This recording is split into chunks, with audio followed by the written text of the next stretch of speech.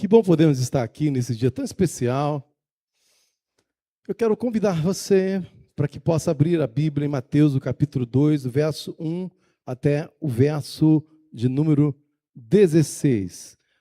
Herodes, o sabotador de propósitos. Dá uma olhadinha. Eu vou passar a colocar todo o meu sermão no grupo da igreja, viu? Todo sermão que eu puder aqui, aos domingos, eu vou colocar ele para que aqueles que gostam de pesquisar, dar uma olhadinha, verificar, enfim, possam acompanhar, possam estudar, aprofundar e, se desejar, ter a oportunidade de conversar com o pastor, enfim, né, nós vamos fazer essa dinâmica. Então, abra aí Mateus, capítulo de número 2, verso 1 ao verso de número 16. Herodes, o sabotador de propósito. Mateus, Evangelho de Mateus. Abra sua Bíblia e ofereça a quem está do seu lado. Capítulo de número 2, verso 1 a 16. A visita dos magos. Tendo Jesus nascido em Belém, da Judeia, em dias do rei Herodes, eis que vieram os magos do Oriente a Jerusalém e perguntavam: onde está o recém-nascido rei dos judeus? Porque vimos a sua estrela no Oriente e viemos adorá-lo. E tendo ouvido isso, alarmou-se o rei Herodes e com ele toda Jerusalém. Então, convocando todos os principais sacerdotes e escribas do povo, indagavam deles onde o Cristo deveria nascer. Em Belém da Judéia, responderam eles, porque assim está escrito por intermédio do profeta. E tu, Belém, terra de Judá, não és de modo algum a menor entre as principais de Judá, porque de ti sairá o guia que há de apacentar o meu povo Israel.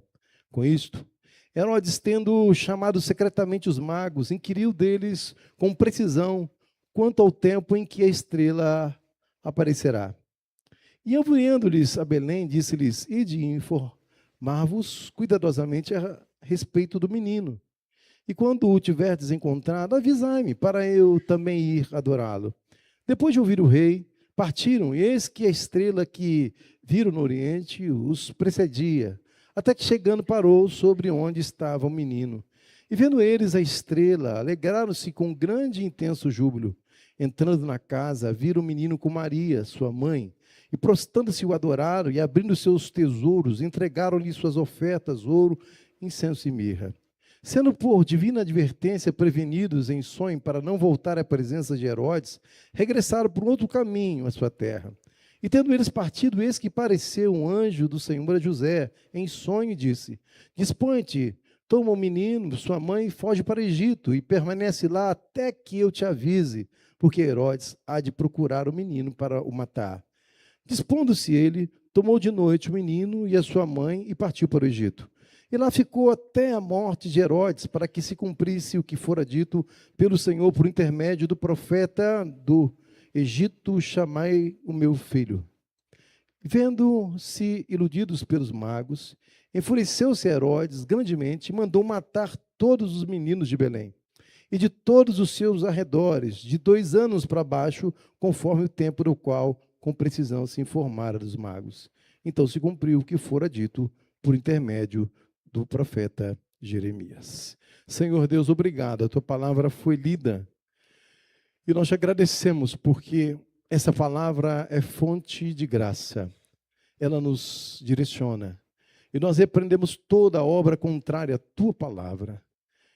Bendizendo-te, Pai, adorando-te, sim. Em nome de Jesus, Pai, fala, porque carecemos de ouvir a tua voz.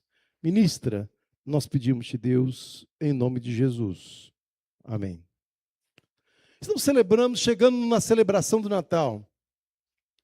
E quando a gente pensa de Natal, vamos falar, a gente pensa em aquilo que está aqui, né? Os enfeites bonitos, um tempo de amor, um tempo de graça, de bondade, a gente se reúne com a família, aquela comida gostosa. Parece que a gente não tem ideia do conflito do Natal. Porque a história de Natal é uma história de muito conflito. O Evangelho de Mateus nos mostra que esse tempo de nascimento de Jesus não foi um tempo de enfeites, como nós fazemos aqui. Foi um campo de batalha espiritual, onde o propósito de Deus encontrou uma resistência. É interessante que nós não vamos olhar nessa noite para a paz da manjedoura, porque a manjedoura foi um momento de paz. Mas nós vamos olhar para a turbulência do que estava acontecendo no palácio.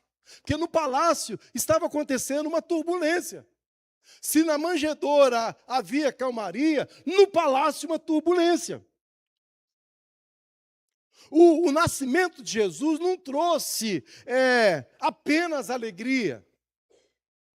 O nascimento de Jesus trouxe medo, trouxe ameaça. O nascimento foi a luta entre a esperança e a sabotagem. Quando a gente lê esse capítulo de número 3, nós vamos ver o rei Herodes, que é um sabotador. Nós vamos ver os magos, que são os sábios que adoram. E nós vamos ver o menino Jesus, que cumpre um propósito. Então, o Natal é um tempo de conflitos. Não é um tempo só de paz, mas é um tempo de refletir os conflitos para que a gente chegue até ela. Vamos lá. Vamos ao personagem chamado Herodes, o rei que sabota. O significado literal é herói ou guerreiro. Ele era visto por alguns como um grande construtor, um estrategista militar, conhecido por seus vastos projetos de construção, um herói no sentido cívico de poder. Herodes eu chamo de sabotador de propósito. Por quê?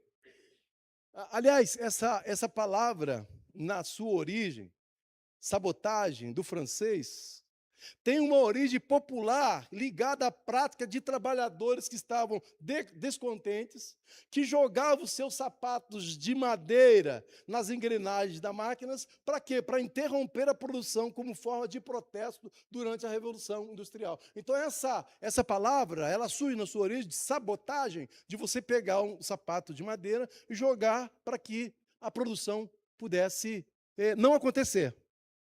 A palavra sabotador sempre, agora, num contexto diferenciado, quando a gente pensa naquela ideia da ação destrutiva, de uma ação de oposição ativa a um funcionamento, objetivo ou propósito estabelecido. Quando a gente pensa em saboteador, a gente pensa naquele que está impedindo, destruindo ou paralisando alguma coisa que está acontecendo. Então, esse é o sabotador.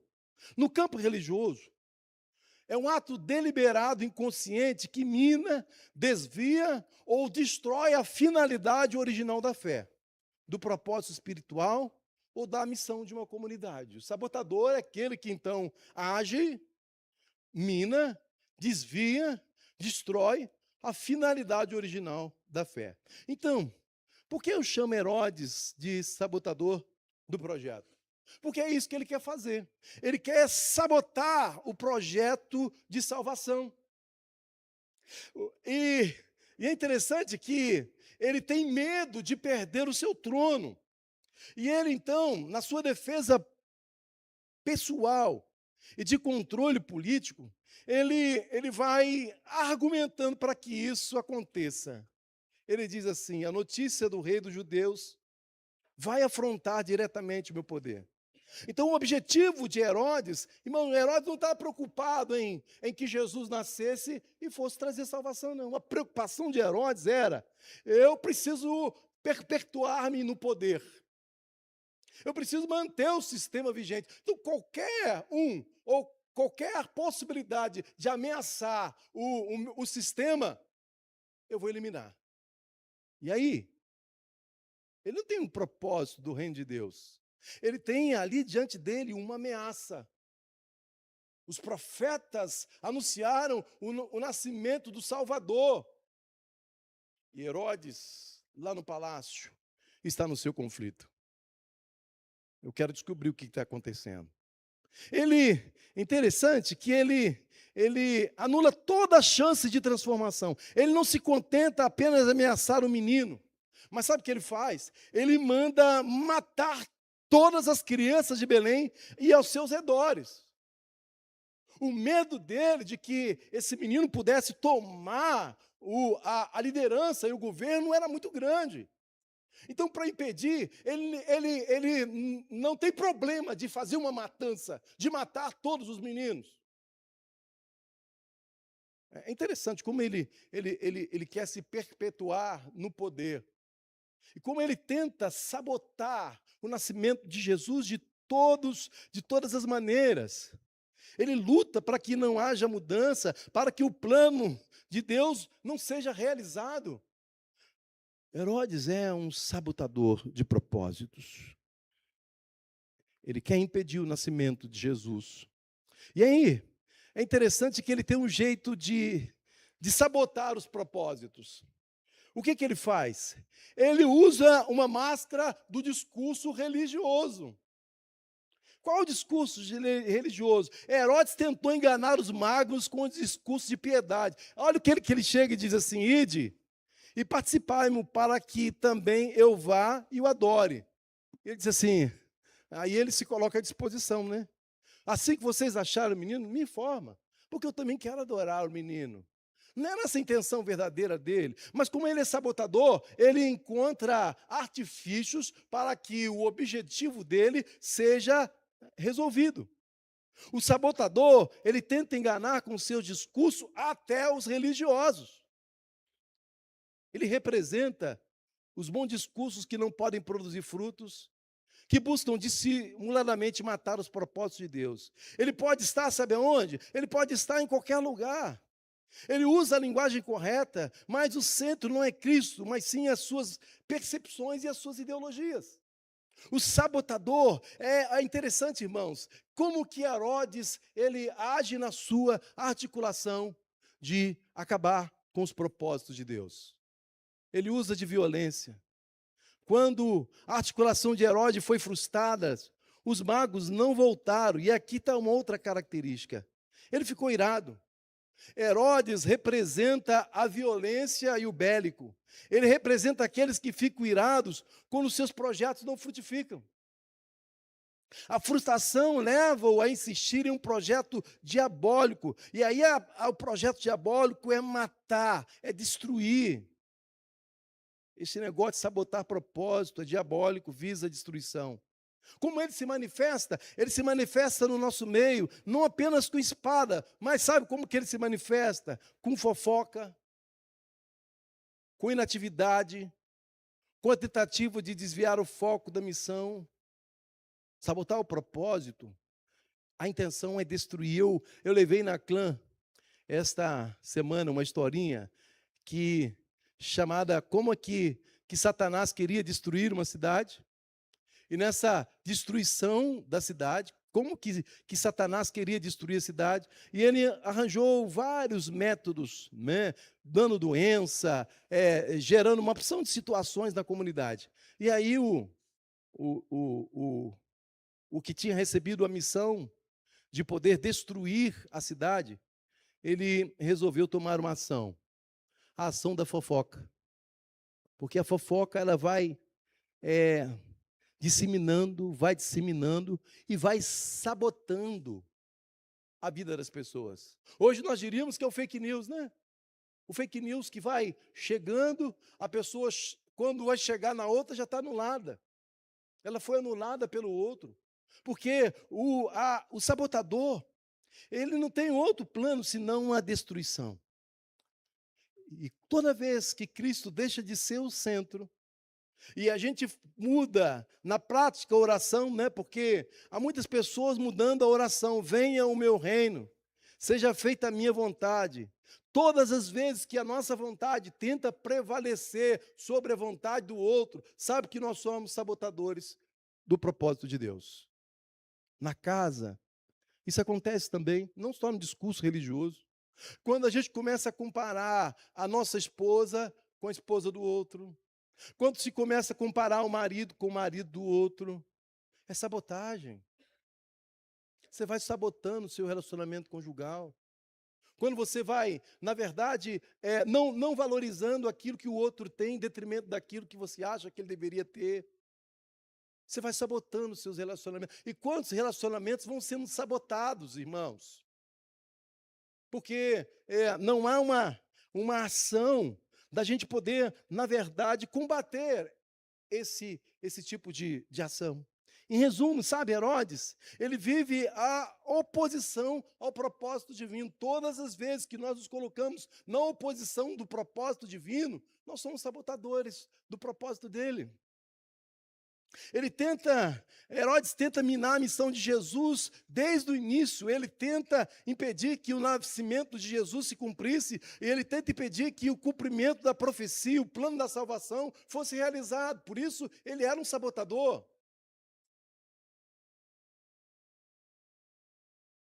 Aqui nós temos um contraste nesse texto. Por isso que eu disse que o texto bíblico não é um texto muito tranquilo, de um Natal passivo. No texto, a gente encontra, então, o palácio versus a manjedoura. O poder, a pompa do palácio de Herodes é oposto ao de Jesus na manjedoura. O sistema antivida versus o sistema da vida. Enquanto Herodes representa a antivida, que manda matar para sobreviver, Jesus representa um novo referencial. É a vida em plenitude que veio para servir e para morrer pelos outros. Parece-me que esse discurso, essa pregação, está ficando distante cada vez mais. Porque parece que nós queremos, na verdade, ser o Herodes. Manter o discurso do palácio em detrimento da manjedoura. Manter o discurso do palácio, irmãos, é ficar na zona de conforto. Não tem a ver com aquilo que nós temos ou não temos. Tem a ver com aquilo que nós realizamos. Tem a ver com aquilo que nós somos. Ficar no palácio é muito mais do que simplesmente estar no espaço físico. É estar no espaço do dia a dia, que, na verdade, confronta com a palavra de Deus. Sabe, é difícil, mas os discípulos também vivenciaram essa ideia da sabotagem. Quando a gente olha, os discípulos foram confrontados o tempo todo por não entenderem, pela ambição, pelo medo. Eles agiram de forma a minar ou tentar desviar Jesus do seu caminho sacrificial, que foi o cerne da sua missão. Ou seja, quando a gente se lembra de Pedro, lembra? Pedro tenta desviar Jesus da cruz. Pedro tentou ativamente pedir que Jesus seguisse o caminho do sofrimento, da morte. Ele disse assim, né? Quando Jesus prediz sua paixão, Pedro repreende, tentando dissuadi-lo, e disse assim. E Pedro, tomando a parte, começou a repreendê-lo, dizendo: Senhor, tem compaixão de ti, isso nunca te acontecerá. Ele, porém, voltando, disse a Pedro: Para trás de mim, Satanás, que me serve de escândalo, porque não compreende as coisas que são de Deus, mas só as que são dos homens.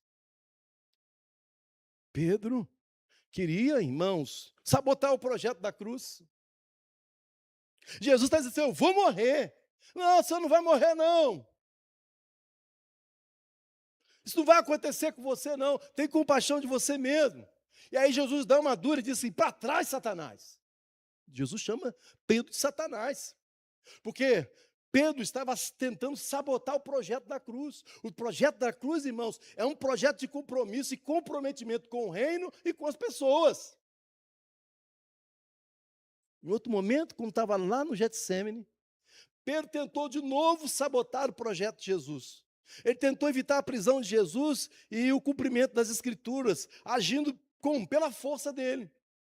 Pela força. E diz assim um texto, lá em João capítulo 18, verso 10 e 11. Então Simão Pedro, que tinha espada, desembainhou-a e feriu o servo do sumo sacerdote e cortou-lhe a orelha direita. Mas Jesus disse a Pedro: põe a tua espada na bainha, não beberei que o cálice que o meu pai me deu.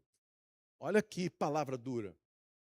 Jesus coloca Pedro no centro, dizer: ô Pedro, você não vai resolver nada com a sua violência. Com a sua violência, não tem jeito. Pedro estava tentando sabotar o projeto de Deus, às vezes de maneira inconsciente. E Jesus dando dura no Pedro, dizendo: não, Pedro, você não está entendendo nada. Porque a sua força, a sua espada, não vai possibilitar que eu desista do meu plano e do meu propósito. Mas a gente tem outro que tentou sabotar Jesus, que foi Judas Iscariote, pela traição e pela ganância. A traição por dinheiro. Diz o texto: então um dos 12, chamado Judas Iscariotes, foi ter com os príncipes dos sacerdotes e disse: quem me quereis dar? E eu vos entregarei. Eles pagaram 30 moedas de prata e desde então buscava oportunidade para o entregar. Judas, a sua sabotagem foi a traição, foi a sua ganância. Ele de querer resolver a coisa na grana, ter um benefício dela. E Jesus não aceitou essa sabotagem. E é interessante, sabe o que me chama? Que Jesus lava os pés de Judas. Ele sabia da traição de Judas. Mas por que ele resolve não usar a espada, mas ele lava os pés? Sabe por quê? Porque Jesus está plenamente em conflito com aquilo que nós fazemos e às vezes com as nossas razões. Aquilo que ele faz vai além. Por isso que ele é o nosso mestre. Por isso que ele é o nosso referencial. Lavar os pés dos outros que me ofendem, que me traem. Vamos falar a verdade, né, irmãos? Fora. Jesus nos mostra o caminho da transformação, de impedir que a sabotagem pudesse acontecer em relação ao seu propósito. Ele desce para lavar os pés, para mostrar que nenhuma ação humana é capaz de sabotar o projeto que ele tem de salvar a humanidade. Isso é belo porque eu e você, eu quero dizer para nós que estamos aqui, Deus não desiste da gente. Ele tem um projeto para nós. E nesse projeto, ele está disposto, e ele fez isso por nós, foi até as últimas consequências, a cruz, para que você pudesse estar aqui. Mas quando a gente lê e vai lendo, nós vamos encontrando os discípulos sendo sabotadores. A sabotagem por ambição pessoal. Os filhos de Zebedeu tentaram desviar o foco da missão de Jesus. Um queria ficar à direita, o outro queria ficar à esquerda. Eles queriam poder, simplesmente pelo poder. Foi a sabotagem. Eles queriam a glória pessoal, no futuro reino. Eles queriam para ele. E quantas vezes, irmãos e irmãs, nós sabotamos o evangelho, a palavra de Deus, porque também a gente quer, de certa forma, que as nossas opiniões, as nossas ideias prevaleçam em detrimento do outro. Toda vez que atuamos assim, somos verdadeiros sabotadores. Mas teve uma sabotagem, irmãos, que essa é um desafio para nós no tempo de hoje. No momento crucial da paixão, Jesus chama os discípulos para apoiarem ele. E sabe o que acontece? Eles abandonam Jesus e fogem. O que, de certa forma, sabotou o senso de comunhão e o senso de lealdade. Olha, Mateus capítulo 26, verso 56, então todos os discípulos deixando-o fugiram. Todos os discípulos com a sabotagem pelo abandono. Eu fico a pensar nisso aqui, irmãos. Como é difícil não sabotar. Mas como a gente precisa estar atento para a gente não sabotar os projetos de Deus, não abandonar as pessoas, lembrar-se das pessoas, cuidar das pessoas, porque os discípulos aqui deram um mau exemplo do que é sabotagem. Na hora que Jesus estava se preparando para morrer, para a sua morte, que ele chamou os seus discípulos, sem lealdade nenhuma. E essa questão de lealdade é um problema sério, né, irmãos? Eu tenho dito que o mundo, para lealdade, é o seguinte: o cônjuge pode trair. Ele pode trair, desde que ele volte para casa. É por isso que a gente vê, e aí a gente não entende, porque o cara está lá com a esposa, ele sabe que a esposa está traindo, ou o inverso também é verdade, sabe que o marido está traindo, ele sabe. Mas Na cabeça dele está assim, ela pelo menos é leal. Ela volta para casa. Aí o cara, a mulher, faz vista grossa. Esse é o conceito de lealdade hoje. Esse é o conceito de lealdade. Não precisa fidelidade, precisa lealdade, voltar para casa. A lealdade tem sido uma palavra que está sendo desgastada, distorcida. Os discípulos abandonaram Jesus no momento que ele mais precisava. No momento que ele mais precisava. Mas houve uma confrontação. Porque Deus é contra a sabotagem. A boa notícia é que a articulação do sabotador foi frustrada. O plano de Herodes falhou. E por que falhou? Porque Deus interviu através de uma revelação. Deus usa os magos, e principalmente José e Maria, para executar o escape da sabotagem. O verso 2, 3 diz assim: levanta-te e toma o menino e a sua mãe, e foge para o Egito, demora-te lá até que eu te diga, porque Herodes há de procurar o menino para o matar. Deus se revela. Na hora que o sabotador achou que ele poderia encontrar o Cristo, o menino, Deus se revelou a ele. E aí, meus irmãos, deixa eu falar uma verdade para nós. Às vezes nós estamos num momento difícil da vida, há algumas sabotagens acontecendo no entorno, em volta da gente, e a gente, ao invés de pedir discernimento de Deus, a gente toma a ação de Deus. A gente sai tomando decisões, a gente sai tomando ações. O diabo quer sabotar os nossos relacionamentos. O diabo quer, na verdade, como o rei Herodes, destruir o propósito de Deus para a nossa vida. Precisamos estar atentos para aquilo que Deus fala, porque quando Deus fala, Ele revela o que Ele quer, e a sua revelação é para dar o escape, e para que o propósito de Deus continue acontecendo. A certeza de que mesmo em todas as sabotagens que o mundo vive, é que Deus está conosco, mesmo que os Herodes se levantem, não importa. Pode levantar Herodes contra a sua vida, contra a sua família, contra o seu ministério. Saiba que Deus, Ele está no comando, a revelar a sua vontade. E aí uma coisa que me chama muita atenção é que nós precisamos estar vigilantes, atentos à voz de Deus, que nos alerta sobre o perigo de cairmos nas armadilhas do mundo ou nas armadilhas do inimigo.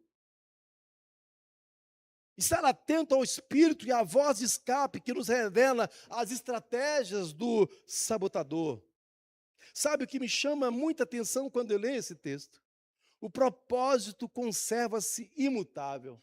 O propósito de Herodes era que o centro fosse ele e as suas ações, mas o propósito de Deus é que o centro seja Jesus, o menino na manjedoura, vindo para cumprir uma missão, que é salvar a humanidade. Herodes é o rei que sabota. Os magos, os sábios que adoram. O menino Jesus, o propósito que se cumpre. Que bom saber disso. O Natal não foi o Natal de tantas tranquilidades, mas foi de muitos conflitos. O palácio e a manjedoura. Deixa eu falar algumas coisas importantes nessa noite, para que a gente compreenda algo muito especial. Deus não tem um plano B. Deixa eu te dar essa notícia. Deus não tem um plano B. Porque a gente sempre fica pensando num plano B, não é isso mesmo? Eu sou assim. Eu estou com uma dificuldade, eu penso na possibilidade A, e aí eu penso na possibilidade B. O que eu posso fazer na possibilidade B? Deus não tem plano B. O nascimento de Jesus foi o primeiro sinal da vitória, da esperança sobre a sabotagem. O propósito de Deus se cumpriu. Não haverá sabotagem capaz de impedir o retorno glorioso de Jesus. O propósito de Deus para esta igreja aqui, irmãos, eu tenho convicção que o propósito de Deus para essa igreja, para nós enquanto corpo de Cristo, é ganhar muitas vidas para Jesus. É povoar, na verdade, esse lugar. Mas se tiver sabotadores, irmãos, vai entrar por essa porta e vai sair pela outra. Ele entra e sai. Sabe por quê? Porque se não houver da nossa parte a unidade no propósito, é isso que vai acontecer, irmãos. Se ele entra pela porta e nós não estamos na unidade de propósito, ele vai ficar aqui num lugar onde não tem unidade de propósito. Se ele entra pela porta aqui, e nós já tivemos essa experiência, né? Se ele entra por essa porta aqui e ele vê ações equivocadas aqui, no sentido de que a gente não testemunhe com graça e com bondade a presença de Deus, ele não vai ficar aqui não. Como não fica em lugar nenhum, né, irmãos? Como não fica em lugar nenhum. Esse aqui precisa ser um espaço de amor, de respeito, de cuidado, para que as pessoas venham aqui e se sintam bem e sintam a presença de Jesus, a graça de Jesus. Aí vão ficar, senão vai ser simplesmente sabotagem. O propósito de Deus para essa igreja é ganhar muitas vidas. É a obediência. Aqui, irmãos, não foi fácil, mas foi essencial para a proteção do propósito. Maria e José ouviram, os magos não voltaram, foram obedientes. Porque se eles não tivessem sido obedientes, se os magos tivessem voltado, se Maria e José não tivessem ido para o Egito, sabe o que teria acontecido? O propósito teria sido frustrado. Então, o caminho para que o propósito de Deus se estabeleça é que a gente seja obediente à sua palavra. O caminho para se estabelecer os propósitos de Deus é que a gente tenha a direção da palavra e o discernimento para tomar a ação correta nesse lugar. O nascimento de Jesus, irmãos, não é só um presente, mas o nascimento de Jesus é presença. Quando a gente fala, então, de Natal, é muito mais do que presente. A gente fala, que presente. É muito mais do que presente. O Natal é a expressão da presença. E a presença de Deus, irmãos, ela inunda o coração, ela muda a vida da gente, ela nos muda interiormente, ela muda a nossa mentalidade. A presença de Deus é tudo que nós precisamos para podermos caminhar e ver os propósitos de Deus se cumprindo na igreja e na nossa vida, na nossa casa.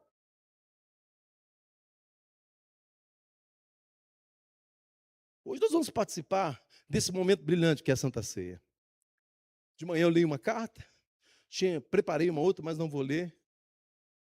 Se hoje nos examinarmos como Paulo nos chama a nascer, né? Examine-se, pois, o homem a si mesmo, depois coma do pão e beba do cálice. Será que estamos mais próximos de Herodes ou dos magos de Maria e José? Porque estar próximo de Herodes é ser sabotador. Estar perto dos magos e da Maria e do José é estar na obediência.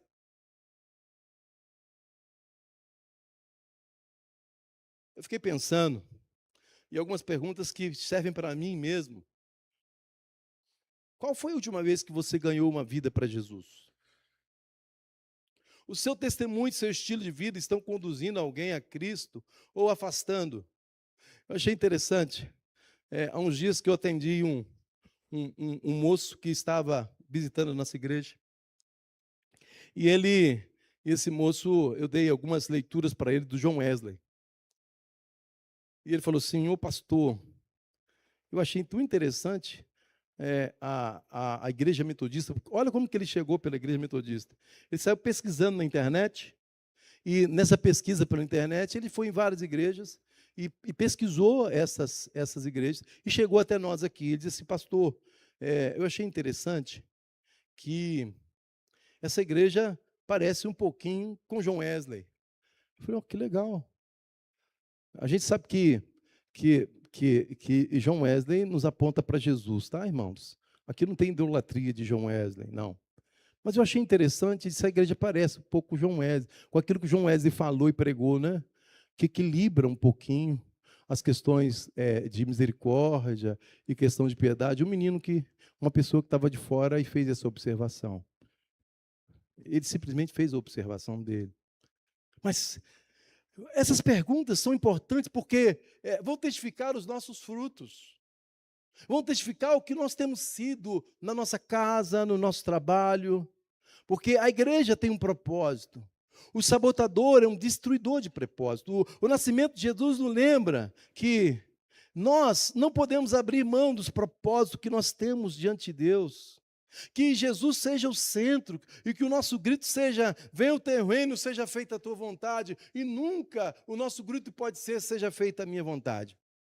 Eu disse na semana passada, ou retrasada, melhor, semana passada eu não estava aqui. que o meu retorno para cá se daria, e com muita tranquilidade, na oração de que Deus seja feita a sua vontade, para que eu retorne ou não a este lugar.